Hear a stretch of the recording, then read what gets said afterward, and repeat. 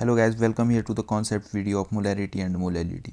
तो अगर आपका भी कोई कन्फ्यूजन है मोलैरिटी एंड मोलैलिटी को लेके, तो इस वीडियो के बाद आपके वो कन्फ्यूजन दूर होने वाले हैं, क्योंकि इस कन्फ्यूजन में हम मोलैरिटी एंड मोलैलिटी की डेफिनेशन के साथ उसके फॉर्मूले को देखेंगे और साथ में क्वेश्चंस भी देखेंगे जो उससे रिलेटेड पूछे जा सकते हैं या फिर उस स्पेसिफिक कॉन्सेप्ट को यूज करके बनाए जा सकते हैं।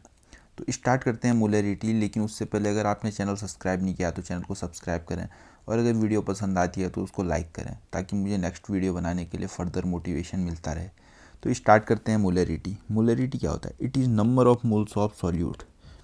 Molarity is number of moles of solute, but these number of moles of solute should be present in 1 liter of solution. Okay, number of moles of solute present in 1 liter of solution. तो कितने moles solute के present हैं 1 litre solution में, वही उस solution की molarity हो जाएगी। सो फॉर एग्जांपल हमने लिया है एक 1 लीटर का सॉल्यूशन, अगर उसमें लेट अस से कि 1.9 मोल सॉल्यूट के घोले हुए हैं उस सॉल्यूशन में, तो इसका मतलब इसकी जो मोलैरिटी है 1.9 मोलर हो जाएगी। ठीक है, अगर इसकी जगह 2.1 होता, 2.1 मोल सॉल्यूट का अगर हम डाल देते 1 लीटर सॉल्यूशन में, तो उसकी जो मोलैरिटी है वो भी 2.1 हो जाती। तो मोलैरिटी बेसिकली है क्या?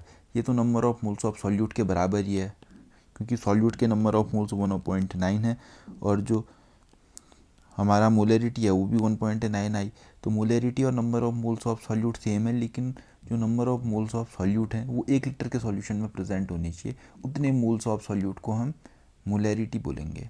तो जो मोलैरिटी होती है उसका जो फॉर्मूला होता है वो ये होता है कि capital M molarity equals to number of moles of solute upon volume of solution. और जो वॉल्यूम है सॉल्यूशन का वो लीटर में लिखना है। ठीक है, तो अगर आपको कभी वॉल्यूम दे रखा है सॉल्यूशन का ml में, मिलीलीटर में, तो आपको उसको 1000 से डिवाइड कर लेना है। ओके, तो उस तरीके से वॉल्यूम ऑफ सॉल्यूशन लीटर में निकल जाएगा। तो इस फॉर्मूले को यूज़ करते हुए हम मोलैरिटी निकाल सकते हैं किसी भी सॉल्यूशन की।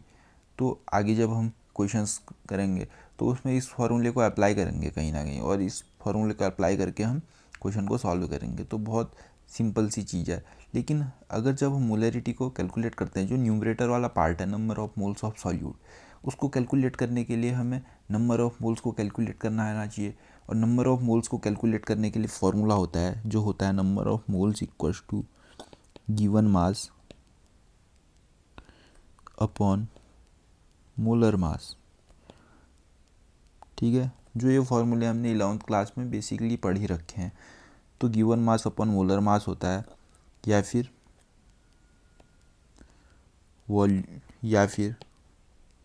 Number of particles upon Avogadro's number. तो अवोगैड्रोस नंबर को Na से डिनोट करते हैं और इसकी वैल्यू होती है 6.022 इंटू 10⁻23। ठीक है, तो नंबर ऑफ पार्टिकल्स को 6.022 इंटू 10⁻23 से डिवाइड कर देंगे, या फिर वॉल्यूम ऑफ सॉल्यूट अपॉन 22.7।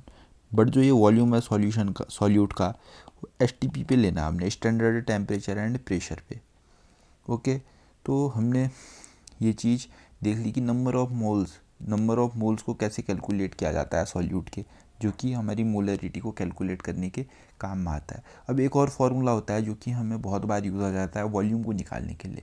जो volume of solution in litre है उसको निकालने के लिए हमें बहुत बार हमें वॉल्यूम नहीं देते, हमें डेंसिटी दे देते हैं। तो डेंसिटी से हम ये वाले फार्मूले को यूज करके कि density equals to mass by volume, तो इस फार्मूले को हम यूज़ करके डेंसिटी से वॉल्यूम को कैलकुलेट कर सकते हैं। तो अगर कहीं पर भी डेंसिटी दे रखी है और आपको वॉल्यूम चाहिए तो कोई फिक्र नहीं करने की ज़रूरत है, क्योंकि आप वॉल्यूम को निकाल सकते हो इस फार्मूले को यूज़ करके। तो इतने जो मैंने कॉन्सेप्ट बता दिए हैं, इसकी मदद से आप कोई भी क्वेश्चन कर सकते हैं मोलैरिटी से रिलेटेड। तो हमने एक दो सैम्पल एग्जांपल्स ले रखे हैं। अगर आप इन सैम्पल एग्जांपल्स को इजीली कर लेंगे तो इसका मतलब ये है कि आपको मोलैरिटी का कॉन्सेप्ट तो समझ आ गया है, ठीक है। तो आपके कॉन्सेप्ट को बिल्ड करने के लिए मैंने इजी क्वेश्चंस ले रखे हैं ताकि आपको एक बार समझ आ जाए कि मोलैरिटी क्या होता है। अगर आपको एक बार समझ आ गया मोलैरिटी क्या होता है तो आपसे टफ़ क्वेश्चंस भी इजीली बन जाएंगे, ठीक है। क्योंकि टफ़ क्वेश्चंस में डाटा थोड़ा टफ़ कर देंगे, हेर बदल कर देंगे, बट जो कॉन्सेप्ट है वो वही रहेगा। तो देखते हैं, find the molarity of a solution if volume of the solution is 2 litre. तो हमको मोलैरिटी को फाइंड करना है and volume of the solution is 2 litre. Volume of solution equals to 2 litre and the moles of solute are moles. तो जो moles हैं solute के वो कितने हैं? Moles of solute equals to 6 mole. So अगर हमें निकालनी है मोलैरिटी तो molarity equals to number of moles of solute जो कि हमारे 6 मोल्स हैं upon volume of solution in litre जो कि 2 लीटर है। So molarity equals to 6 mole per litre, ठीक है। तो जो ये मोल पर लीटर है इसको हम मोलर भी बोलते हैं, ओके। तो ये इसको जो मोल पर लीटर है उसको हम मोलर बोल सकते हैं, हम इसको 6 मोलर कह सकते हैं। तो मोलैरिटी इक्वल्स टू 6 मोलर। तो हमने इस फार्मूले की मदद से ये कैलकुलेट कर दिया कि मोलैरिटी को इस स्पेसिफिक क्वेश्चन में कैसे हम निकालेंगे। लेकिन एक और तरीका है, एक और अप्रोच है जिससे हम इस क्वेश्चन को सॉल्व कर सकते हैं। वो ये है कि हम डेफिनेशन का इस्तेमाल करेंगे। डेफिनेशन हमसे ये कहती है कि जो मोलैरिटी है वो number of moles of solute है 1 लीटर सॉल्यूशन में। तो इधर पे हम देखते हैं volume of solution, volume of solution 2 litre है और इस 2 लीटर सॉल्यूशन में घुल रखा है 6 मोल सॉल्यूट। तो अगर 2 लीटर में 6 मोल सॉल्यूट के घुल रखे हैं तो इसका मतलब तो ये है कि 1 लीटर सॉल्यूशन में इसके आधे मोल्स ऑफ सॉल्यूट घुले होंगे। तो 1 लीटर सॉल्यूशन में 3 मोल्स सॉल्यूट के घुले हुए होंगे। और जो मोल्स ऑफ सॉल्यूट होते हैं जो डिज़ोल्व होते हैं 1 लीटर सॉल्यूशन में, वही तो मोलैरिटी होती है। तो 3 मोल्स ऑफ सॉल्यूट इसमें घुल रखे हैं तो इसका मतलब ये है कि 3 मोलर कंसंट्रेशन हो जाएगी इसकी, ठीक है ना। तो हमने इस क्वेश्चन को सॉल्व कर लिया दोनों अप्रोच से, डेफिनेशन का इस्तेमाल करते हुए भी और अपने फार्मूले का भी इस्तेमाल करते हुए, ठीक है। इससे आपको दोनों तरीके से आइडिया मिल गया कि किस तरीके से क्वेश्चन को दोनों तरीके से सोच के करा जाता है, ओके। तो अगर आपको कभी टफ क्वेश्चन भी आएगा तो आप इन दोनों में से कोई एक अप्रोच लगा के ईजिली कर सकते हो। सेकेंड क्वेश्चन देखते हैं, calculate molarity of a solution of urea and water.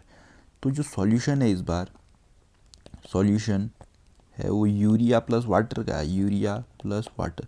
और जो यूरिया है उसका फॉर्मूला होता है NH2CO NH2। तो यूरिया का फॉर्मूला तो याद ही होगा, अगर याद नहीं भी है तो फिर भी देख लो कि NH2CO NH2 ये जो होता है यूरिया का फॉर्मूला होता है और वाटर का फॉर्मूला H2O होता है। तो ये बोल रहा है if 30 gram of urea is dissolve in 2 litre solution, 30 gram urea dissolve हो रहा है 2 लीटर सॉल्यूशन में। तो 2 litre solution contains 30 gram urea. तो 30 ग्राम यूरिया प्रेजेंट है 2 लीटर के सॉल्यूशन में। तो अब हमें जो मोलैरिटी है उसको कैलकुलेट करना है। तो मोलैरिटी को जब हम कैलकुलेट करेंगे वो होगा number of moles of solute, number of moles of solute, और इधर पे सॉल्यूट है urea upon volume of solution, volume of solution, और वो किस में लेना है, लीटर में लेना है। तो इस बार हमें वॉल्यूम ऑफ सॉल्यूशन तो इधर पे दे ही रखा है 2 लीटर सॉल्यूशन। हमें जो कैलकुलेट करना है वो न्यूमरेटर वाला पार्ट, ये वाला पार्ट कैलकुलेट करना है कि number of moles of urea कितने हैं। और उसके लिए हमें एक इन्फॉर्मेशन दे रखी है कि जो यूरिया है वो यूरिया 30 ग्राम दे रखी है, 30 ग्राम ऑफ यूरिया। तो उस इंफॉर्मेशन का इस्तेमाल करके हम number of moles of urea निकाल सकते हैं। तो जो ये है इस इंफॉर्मेशन का इस्तेमाल करके हम निकालते हैं number of moles of urea. तो नंबर ऑफ मोल्स का जो फॉर्मूला होता है वो होता है number of moles equals to given mass upon molar mass. तो जो गिवन मास है वो 30 है और जो मोलर मास होता है NH2CO NH2 का वो कितना होता है, कैलकुलेट करते हैं। NH2CO NH2 तो नाइट्रोजन का 14, हाइड्रोजन का 2, कार्बन का 16, कार्बन का 12।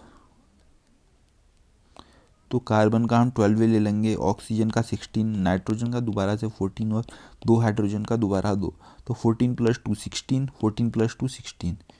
तो 16 + 12 + 16 + 16, तो 16 16 16 48, 48 और 12 = 60। तो जो मोलर वेट है NH2CO NH2 का वो 60 होगा। तो number of moles equals to given mass upon molar mass equals to 30/60 equals to 1/2। तो 1/2 इसके नंबर ऑफ मोल्स हैं। तो अगर नंबर ऑफ मोल्स 1/2 आ गए हैं तो हमें वॉल्यूम तो पहले से ही दिया हुआ है। तो इस फॉर्मूले में अब हम अगर पुट करेंगे तो देखते हैं, पुट करके हमारा आंसर निकल जाएगा। तो जो मोलैरिटी है equals to number of moles of solute जो कि 1/2 है upon volume of solution in litre. Solution में जो वॉल्यूम है लीटर में सॉल्यूशन का वो देखते हैं, वो है हमारा 2 लीटर। तो जो ये 2 लीटर है इधर पे हम 2 को लिख देंगे सिंपली 2। तो मोलैरिटी कितना हो जाएगा, molarity equals to 1/4 mole per litre. Okay, तो जो मोलैरिटी है वो भी हमने इस तरीके से कैलकुलेट कर दिया। तो this is how molarity is calculated. अब हम अपना नेक्स्ट कॉन्सेप्ट देखेंगे, मोलैलिटी। मोलैलिटी किससे कहते हैं? तो मोलैलिटी अब हम देखते हैं क्या होती है मोलैलिटी। इससे पहले मोलैलिटी को स्टार्ट करने से पहले हम ये देखते हैं कि जो मोलैलिटी होता है उसको स्मॉल m से डिनोट करा जाता है, उसको करा जाता है स्मॉल m से डिनोट। तो इसको कर देते हैं स्मॉल m से डिनोट, और ये होता है number of moles of solute. ये भी एक सिमिलर कॉन्सेप्ट है मोलैरिटी का जैसा, तो लेकिन हल्का सा इसमें चेंज होता है, वो चेंज हम देखते हैं। ये भी है number of moles of solute present in 1 kg of solvent, 1 kg of solvent. तो 1 kg सॉल्वेंट में जितने number of moles of solute होंगे वही उसकी मोलैरिटी हो जाएगा। लेकिन इस बार हमने क्या ले रखा है, इस बार हमने 2 चीज़ें ध्यान देनी है। एक तो 1 kg ले रखा है, पिछली बार 1 लीटर था, इस बार हमने 1 kg ले रखा है। और इस बार हमने सॉल्वेंट ले रखा है, पिछली बार हमने लिया था सॉल्यूशन, पिछली बार हमने लिया था 1 लीटर ऑफ सॉल्यूशन, और इस बार हमने लिया 1 kg ऑफ सॉल्वेंट। तो 1 kg सॉल्वेंट अगर हमने ले लिया, उसमें जितने नंबर ऑफ मॉलिक्यूल्स हम सॉल्यूट के ऐड करेंगे वही उसकी मोलैरिटी हो जाएगी, मोलैलिटी हो जाएगी। ओके, तो for example 2.3 moles of solute, 2.3 moles of solute हमने ले रखे हैं अगर 1 kg सॉल्वेंट में। ओके, तो इसका मतलब इसकी जो मोलैलिटी है वो भी हो जाएगी 2.3 स्मॉल m। ओके, तो 2.3 स्मॉल m, या फिर स्मॉल m की जगह हम मोल्स पर kg भी लिख सकते हैं। ओके, मोल्स पर kg, तो ये इसकी मोलैलिटी हो जाएगी। तो ये क्या है, just simply number of moles of solute है जो कि 1 kg सॉल्वेंट में डिजॉल्व हुए हैं। ओके, तो हमने मोलैलिटी क्या होता है उसको देख लिया। मोलैलिटी का जो फॉर्मूला होता है उसको हम समझ लेते हैं कि उसका फॉर्मूला क्या होता है। तो जो स्मॉल m मोलैलिटी है वो होता है number of moles of solute upon mass of solvent, mass of solvent. लेकिन इस बार जो मास ऑफ सॉल्वेंट है वो kg में लेना है हमने। ओके, तो इस तरीके से इसका फॉर्मूला होता है। इसके फॉर्मूले को भी रिमेंबर कर लेना, याद कर लेना, क्योंकि इसके फॉर्मूले को यूज़ करते हुए क्वेश्चन हमें करना पड़ेगा। Molarity depends on temperature but molality is independent of temperature. जो मोलैरिटी होती है वो टेम्परेचर पे डिपेंड करती है, और जो मोलैलिटी होती है वो टेम्परेचर पे डिपेंड नहीं करती। इसका रीज़न सिंपली ये है कि जो मोलैरिटी होता है उसके, जब हम मोलैरिटी निकालते हैं मोलैरिटी, तो उसका जो डिनोमिनेटर होता है, मीन्स जो नीचे वाला टर्म होता है उसमें हमें volume of solution in litre लेना पड़ता है, डिनोमिनेटर में वॉल्यूम आता है, और जो वॉल्यूम वाला टर्म होता है उसको हमें कैलकुलेट करना पड़ता है। लेकिन जो वॉल्यूम होता है वो तो चेंज करता है टेम्परेचर के साथ, चेंज विथ टेम्परेचर। अगर वॉल्यूम चेंज करता है टेम्परेचर के साथ तो इसका मतलब जो मोलैरिटी होती है वो भी चेंज होगी टेम्परेचर के साथ।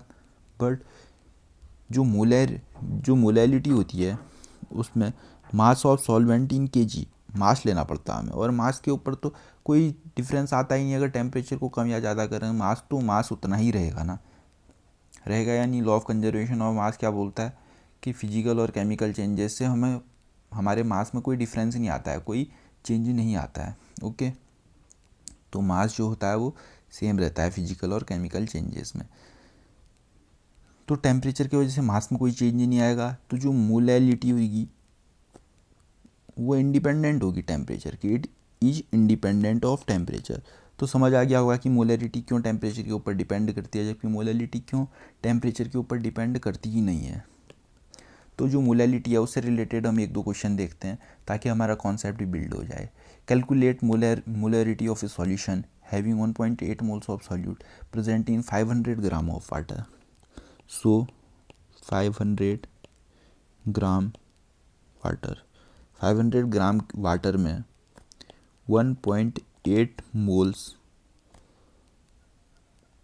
सॉल्यूट को डिज़ोल्व किया हुआ है। ओके, तो number of moles of solute 1.8 है और मास ऑफ सॉल्वेंट कितना है 500 ग्राम है। तो हमें अगर मोलैरिटी निकालनी पड़ेगी तो small m equal to number of moles of solute कितने हैं 1.8 है upon mass of solvent. Mass of solvent, but जो मास ऑफ सॉल्वेंट है वो केजी में लेना है, तो ये ग्राम को केजी में चेंज करेंगे तो हमें 1000 से डिवाइड करना पड़ेगा।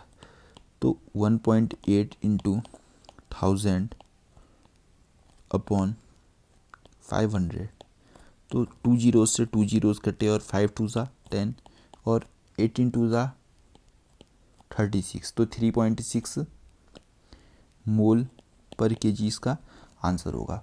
ठीक है ना, तो समझ गए होगे कैसे कैलकुलेट किया। ये मैंने इसलिए किया क्योंकि ये वाला जो टर्म था डिनोमिनेटर वाला टर्म, इसमें मास लेना था और मास को केजी में लेना था, लेकिन हमें क्वेश्चन में ग्राम में दिया हुआ था तो हमने उसको चेंज करके पहले हमने केजी में उसे कन्वर्ट कर लिया। लेकिन इस क्वेश्चन को एक अलग तरीके से और सॉल्व किया जा सकता है, और वो तरीका बहुत ही कंसाइज, अगर आपको समझ आ गया तो आपको कुछ भी नहीं करना है, आप मुँह में ही उस क्वेश्चन को कर लोगे। तो ये जो तरीका है वो ये है कि 1.8 मोल्स प्रेजेंट हैं 500 ग्राम में, तो इसका मतलब तो 1000 ग्राम में कितने होंगे, इसका मतलब 1.8 इंटू 2 मोल्स प्रेजेंट होंगे 500 इंटू 2 ग्राम सॉल्वेंट में होंगे या नहीं। क्योंकि हमने अगर इसको 2 से मल्टीप्लाई कर दिया तो हमें इसको भी 2 से मल्टीप्लाई करना पड़ेगा। पहले हमने 1.8 मोल्स ले रखे थे 500 ग्राम सॉल्यूशन में, तो सिमिलर सॉल्यूशन को अगर हमने 1 लीटर, अगर जो सिमिलर सॉल्यूशन है उसका हमने अगर लेना पड़ेगा 1000 ग्राम, तो हमें उसको भी मल्टीप्लाई करना पड़ेगा 2 से। तो 1.8 इंटू 2 क्या हो जाएगा 3.6 हो जाएगा। तो जो 3.6 है 3.6 मोल्स वो कितने में 1000 ग्राम सॉल्वेंट में प्रेजेंट होगा। एंड अकॉर्डिंग टू डेफिनेशन जो मोलैलिटी होती है वो नंबर ऑफ मोल्स ही तो होती है, लेकिन नंबर ऑफ मोल्स कितने में 1000 ग्राम सॉल्वेंट में या फिर 1 kg ऑफ सॉल्वेंट में। तो 1000 ग्राम इक्वल टू 1 kg होता है, 1000 ग्राम ही तो इक्वल टू 1 kg होता है। तो 1 kg सॉल्वेंट में 3.6 मोल्स प्रेजेंट होंगे and number of moles are equal to molality. ठीक है ना, तो मोलैलिटी का कॉन्सेप्ट भी समझ आ गया होगा इस क्वेश्चन को देख के। और सेकंड जो क्वेश्चन है हमारा उसको देखते हैं। Calculate molarity of a solution, molarity को कैलकुलेट करना है सॉल्यूशन की, having 92 gram ethanol in 200 ml of water. ठीक है, तो वाटर प्लस इथेनॉल का एक सॉल्यूशन है, और जो इथेनॉल है वो 92 ग्राम्स है, और उस 92 ग्राम इथेनॉल को डिज़ोल्व किया गया है 200 ml सॉल्यूशन में, ठीक है। तो हमें मोलैरिटी को कैलकुलेट करना है इसमें। तो जब हम मोलैरिटी को कैलकुलेट करेंगे, चलो इसमें मोलैरिटी और मोलैलिटी दोनों को कैलकुलेट करते हैं हम, ठीक है। मोलैरिटी एंड मोलैलिटी दोनों को कैलकुलेट करेंगे। तो सबसे पहले हम कैपिटल एम मोलैरिटी को कैलकुलेट करते हैं। Number of moles of solute, number of moles of solute तो हमें निकालने पड़ेंगे। Number of moles of solute given mass upon molar mass, given mass 92 है, और जो इसका मोलर मास होता है C2H5OH का, उसको निकालते हैं C2H5OH। तो कार्बन का 12 होता है और 2 कार्बन के हैं तो 24, प्लस हाइड्रोजन का 1 होता है, 5 हाइड्रोजन है तो 5, प्लस 16 ऑक्सीजन के लिए और 1 हाइड्रोजन के लिए। तो 24 प्लस 5 29, 29 और 1 30, 30 और 16 46। तो इसका जो मोलर मास होगा वो 46 हो जाएगा, एंड 46 2 सा 92। तो इसके जो नंबर ऑफ मोल्स होंगे वो 2 होंगे। तो जब हम मोलैरिटी को कैलकुलेट करेंगे तो number of moles 2 upon volume of solution in litre. Volume of solution कितना है, 200 ml है, 200 ml है, और इसको अगर हमें लीटर में कैलकुलेट करना है तो 1000 से हमें मल्टीप्लाई करना पड़ेगा, एंड 200 5 सा एंड 5 2 सा 10 मोल पर लीटर। ये इसकी कैपिटल एम यानी कि इसकी मोलैरिटी है ये। अब हम इसका स्मॉल एम यानी मोलैलिटी को कैलकुलेट करेंगे। Number of moles of solute तो 2 ही हैं, और नीचे आ जाएगा हमारा मास of solvent in KG.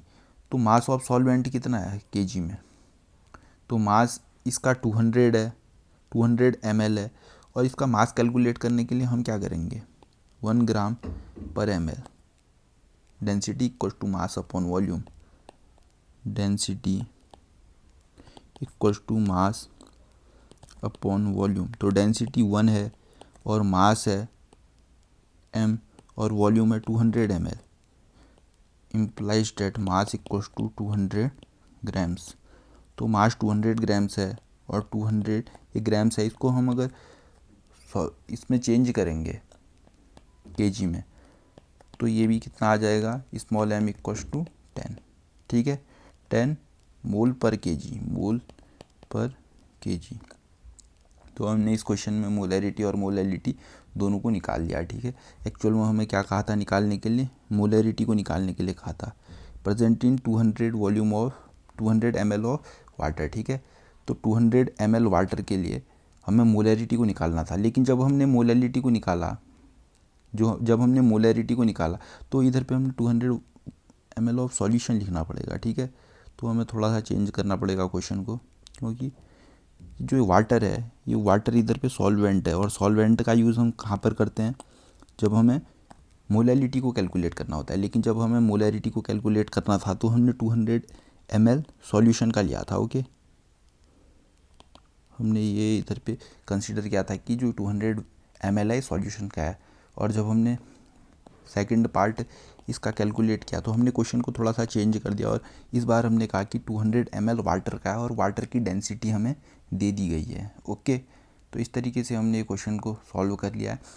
I hope कि जो कॉन्सेप्ट है इसका इन क्वेश्चन की मदद से आपको समझ आया होगा। तो इसी तरीके से हमने मोलैरिटी एंड मोलैलिटी को अच्छी तरह समझ लिया है और इससे रिलेटेड क्वेश्चंस को कर लिया है। तो मिलते हैं नेक्स्ट वीडियो में कुछ अलग कॉन्सेप्ट के साथ। तब तक के लिए पढ़ते रहें, और हाँ, अगर चैनल को सब्सक्राइब नहीं किया तो चैनल को सब्सक्राइब करें, और वीडियो पसंद आई है तो वीडियो को लाइक करें ताकि मुझे फर्दर मोटिवेशन मिलता है।